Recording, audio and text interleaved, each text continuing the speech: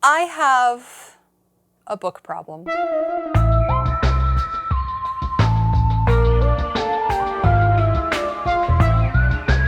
My entire apartment is just full of books. Different kind of video for you today. There are no major aspects happening, so I wanted to take a minute to show off some new books that I got. Used bookstores are my kryptonite because old astrology texts in general, like, they don't make astrology texts quite the same way. They're gold mines. They're absolute gold mines. I specifically made a trip out to this bookstore to look for a copy of Picatrix because, believe it or not, I don't have one. Or I didn't have one because I got one. And that's the first book on the stack here. If you're not familiar already with Picatrix, it's actually a medieval grimoire that really outlines astrological and planetary magic. This edition was translated by John Michael Greer and Christopher Warnock. I actually have a couple other books by Christopher Warnock. He's definitely a specialized astrological magician, and really interesting, like, thorough concept stuff. So this edition I was really excited to see because it's a hardcover, and it's one of those books where when you have it, you reference it a lot. Hardcovers are definitely way better, like, reference material.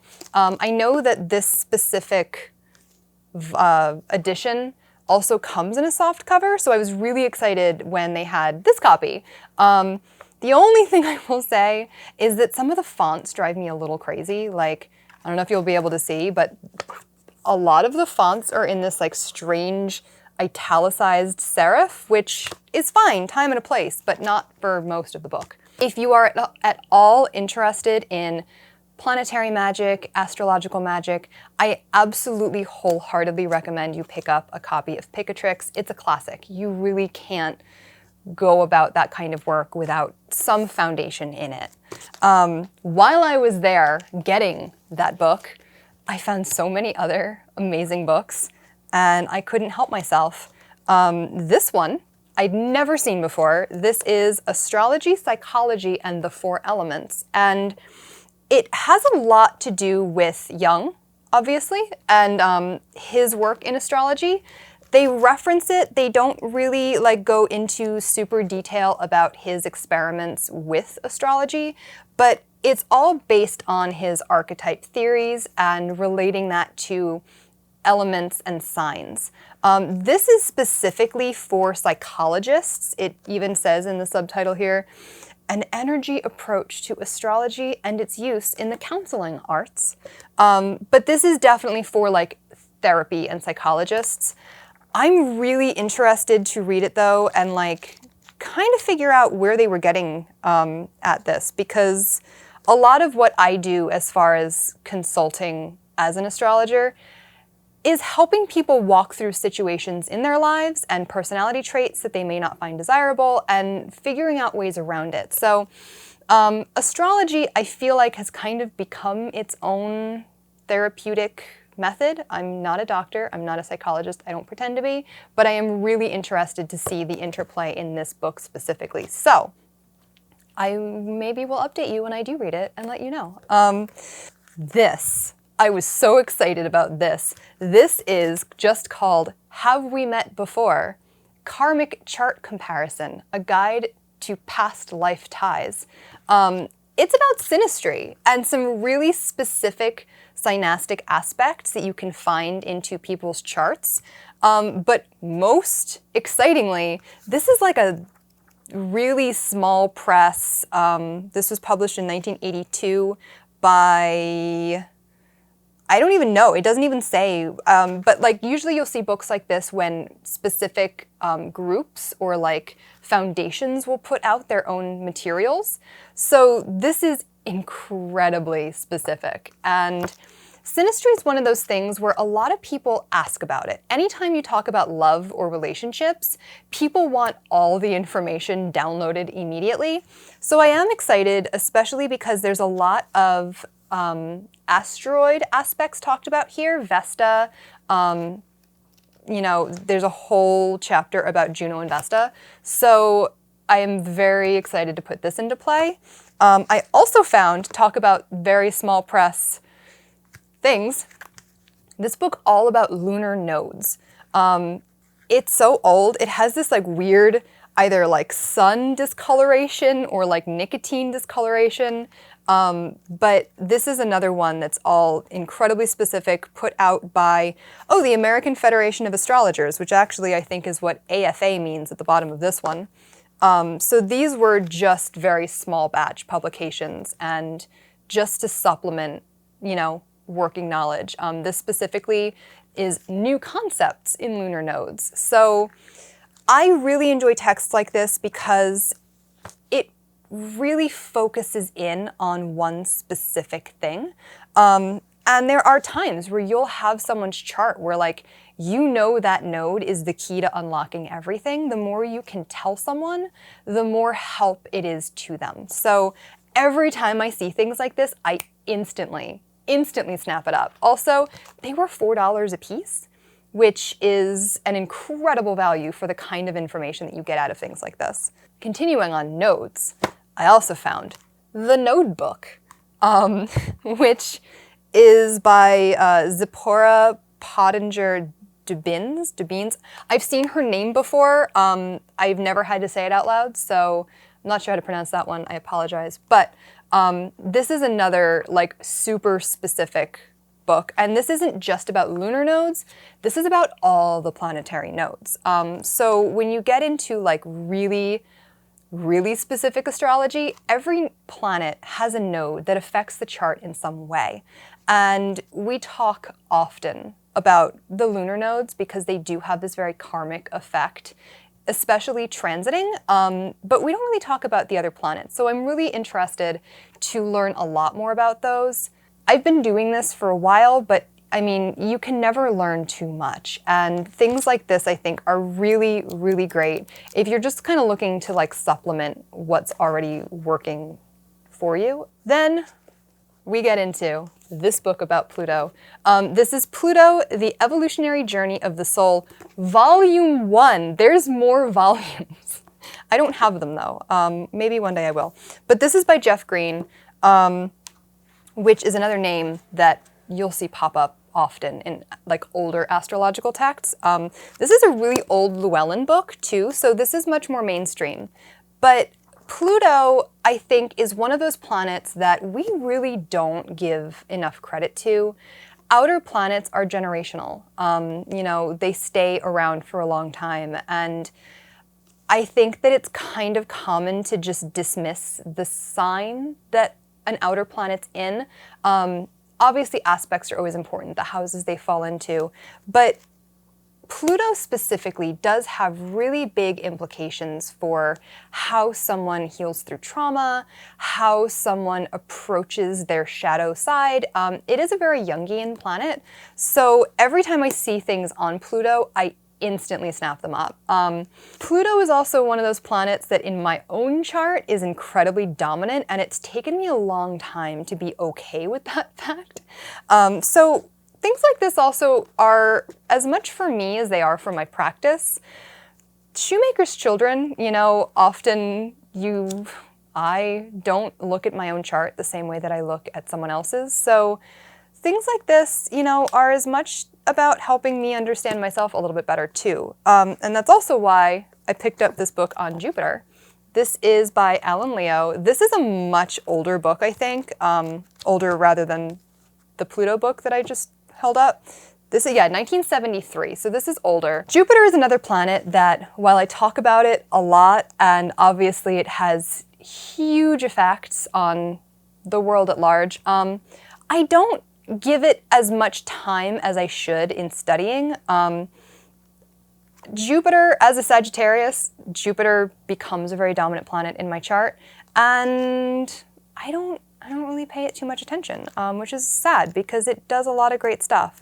So this book is just about Jupiter. I really love these deep dive single planet books because there's always an aspect of a planet that really doesn't come out until you get really into it. There's so much to learn in astrology. Astrology is one of those fields that has so much information, and it is information. It's not even necessarily like one person's interpretation. it's compounded throughout so many years. And that's when we get right back into where I say, like, Picatrix is a really important book to have if you're interested in planetary magic. There's so much to learn. This book I was excited about because of, you know, everything we've been talking about lately. We've had so many eclipses right on top of each other. There are obviously always so many in a year, but we're closing out the end of one eclipse cycle and moving into another. So when it comes to things like this, which is just interpreting the eclipses, I think it's a really good way to supplement, especially like transits. This book goes into incredible detail over the axis of, you know, where a cycle starts and where it ends, what that has to, how that impacts the planets around it. And I think it's just a generally interesting concept. Obviously, eclipses aren't something that you really talk about in someone's birth chart, but they're a big deal in transits, and they affect everybody. So when it comes to things like that, I think the more we can know, the better. On a similar note, I went away for a couple days at the end of the year, and I found this book just on Venus, which is kind of interesting. It's very different than the other books I've showed you right now on any other planets. This is a newer book. I don't know exactly the publication date. Oh, this is 2006, so significantly newer than the other two books. And as such, it's a little bit more integrated. She doesn't just talk about, you know, straight astrology. She also talks about mythology and how the myths of Venus as a goddess figure in obviously Greek culture, but also the parallels between other pantheons, how that plays into interpreting Venus and the role of Venus in a chart. Venus is definitely one of my favorite planets as far as interpretation goes in a chart, but, you know, again, you start talking about love and relationships and everyone tunes right in, so that's probably my problem with Venus. A little more fun, the mixology of astrology. I am so excited about this book. It gives you cocktail recipes for all these different signs. I would love to mix my way through the whole book. Oh, okay, that's cute. So like here, for example, Sagittarius, the Explorer, almost all of the drinks that they recommend and give recipes for are like place names. Like, you know, there's the Bahama Mama and the Manhattan and the Moscow Mule. Like they're all like travel related drinks. Oh, Pisces, the Dreamer. One of the ones they recommend is the Mind Eraser or the Surfer on Acid. What is the Surfer on Acid? Jaeger? Oh no. So they do give descriptions for why they've recommended everything. So the Surfer on Acid is the perfect concoction for Pisces. Pisces is ruled by Neptune, the Roman god of the sea, and accordingly, modern astrologers connect all oceanic activities to Pisces, including sailing, rafting, snorkeling, and, you guessed it, surfing. Watery Pisces also symbolizes dreams, fantasies, and metaphysics, but on a bad day, Pisces represents escapism and delusion, linking the sign to hallucinogens. This bespoke shooter combines Jägermeister, a German digestif, with coconut rum and pineapple juice to create a delicious beach-inspired blend that all Pisces, regardless of hobbies, will be sure to enjoy. I could not hide my disgust on that one. I mean, maybe it tastes great, but that sounds repulsive to me. Other than that, there's a lot of really cute ideas in here. I also got this one, Rectification of the Birth Time, going right back into the heavy hitters here. This is so old. Like super old. I think this said it was like 1954 or 1956, but like this is typewritten. It's old. This is another one from the American Federation of Astrologers. Rectification is a tricky subject, and it's something that I tend to avoid doing unless I absolutely have to. If someone doesn't know their birth time or they think their birth time might be inaccurate, it's a process of shifting the chart in just such a way that is accurate.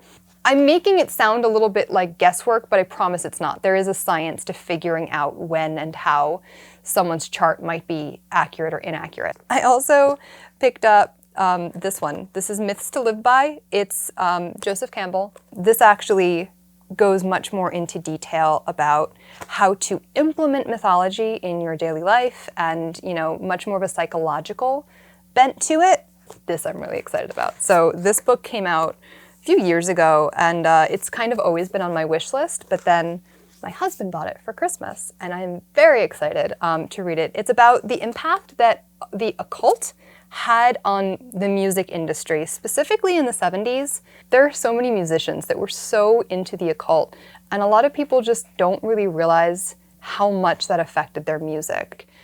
Robert Plant, I think, bought Aleister Crowley's mansion or something at one point. I mean, David Bowie had his whole occult phase back in the 70s as well when he was living on milk and cocaine. But I'm really excited to hear about more of that. Let me know if you want me to do any videos on any of these specific titles. I would be more than happy to really go into detail about any one of them. And it also gives me an excuse to like really read the book too. So book report time, Witchy Book Club, let me know. Make sure you're subscribed, hit that notification bell so you never miss any of these videos or any of my daily horoscope videos or anything else that I put out really. I will see you next time. Bye.